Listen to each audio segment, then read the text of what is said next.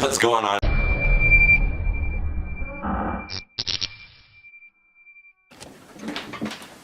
What's going on, everybody? It's your boy Quinton.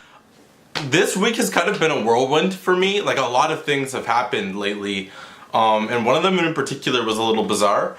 So I'm just gonna do like a story time. Like, sit down, gather your kids. So, how should I start this? I'm a student. I'm perpetually broke. I moved to Ottawa. I needed a job. So I printed off about like 50 resumes, and I went out around my neighborhood, outside the neighborhood, pretty much traversed the wilderness of Ottawa. So I hit up every shop pretty much in like a 3-kilometer radius. It was pretty extensive because I needed a job. There was Walmarts and corner shops, and there was a couple banks, so I was like, you know what, like maybe being a teller would be nice or something. So I went to the bank, I handed my resume. That was it. And this was back in September, so this is a little bit of a throwback. You know, I heard back from a couple places, I ended up getting a job and I was happy with it. Then, about a week ago, and this is January right now, this is like mid to late January, RBC, the bank that I applied to, Royal Bank of Canada, for all my international quinticles out there, contacted me saying, oh, well, we have your resume, we would love to interview you for an insurance advisor position. Okay, so first of all, I don't know anything about insurance. Second, I can barely advise. Third, I can fill a position. So I knew as soon as that email came, I needed that job ASAP. So I did my research. I was like, okay, I don't know what this is. I'm gonna be qualified. So I researched the bank. I found who was interviewing me. I was all prepped and ready.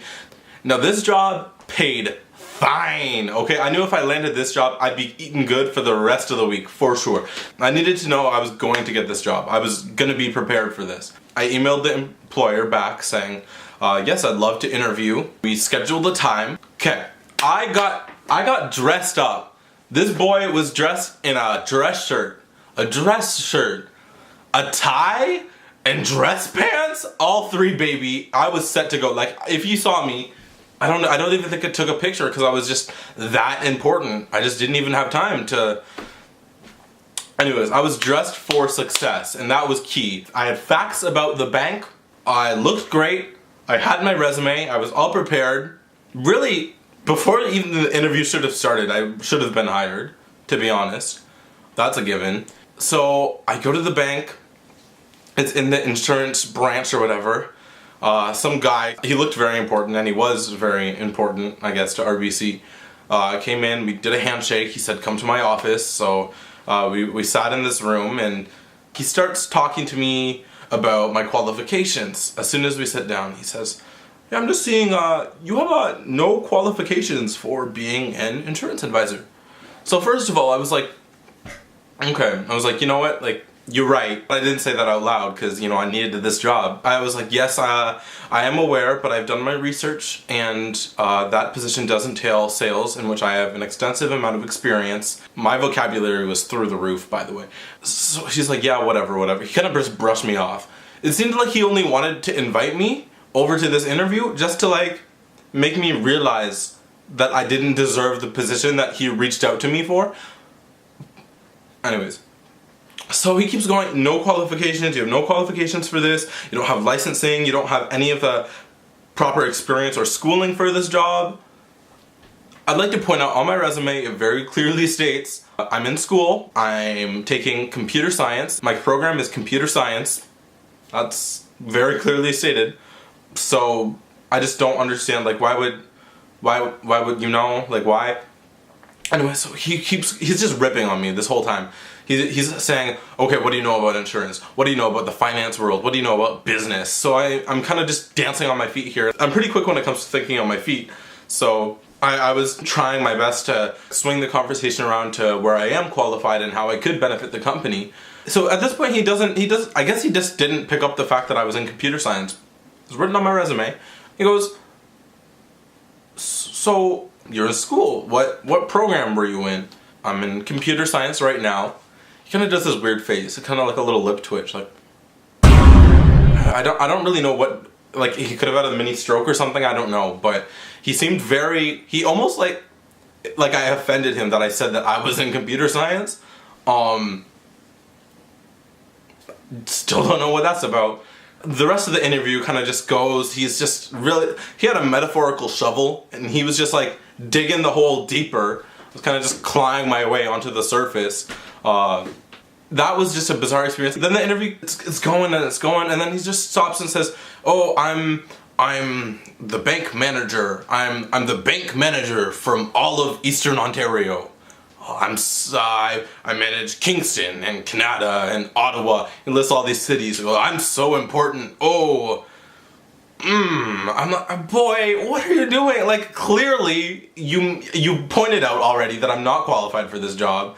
You had a fit when I said I was in computer science. Like, can we just, end this now?"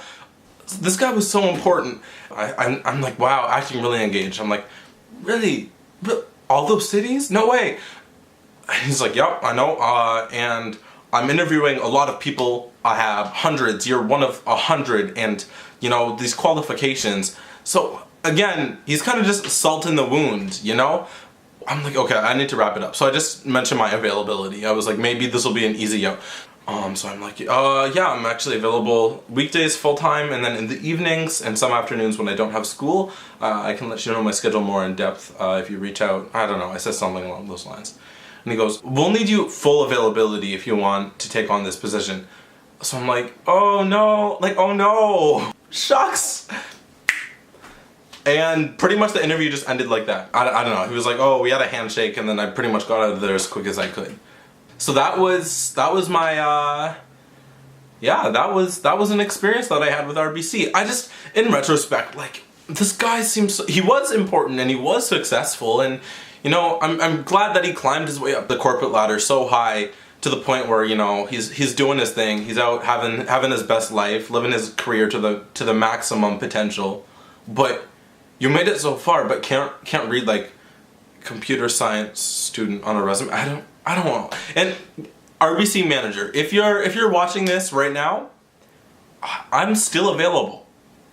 If I were to take anything away from this story, it would be, make sure you know what you're getting into before you agree to an interview. I guess maybe that's something I could have done, but I don't know. I've never had an experience like this where I've been reached out to when I have no qualifications for the job at hand. I don't know if that's a common thing.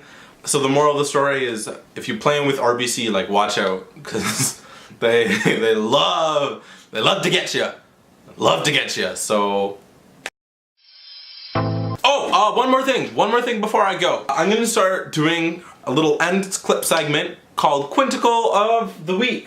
So essentially, I'll be choosing one of my top quinticles and giving them a little shout out at the end of my videos to hopefully get them some success in their life and career. My first quinticle ever is actually a quinticle that I found on Instagram, and this is a real story. It's not my Instagram page, but it's getting followers, so I mean, if you want to give them a swing, go and visit them. It's at, let me just pull this up here. So it's at Quinticle for Life. That's Quinticle _for_, I'll just put it here. It's at Quinticle for Life. Good. It's like a meme collection. They're pretty desperate, so if you want to check them out, feel free. They like to post our private conversations on their page. Other than that, they're a committed fan base. What else can I say? Check them out. They're the Quinticle of the Week. Who am I if I am to stoop down and assist an underling? So, Quinticle for Life. That's you. That's a shout out.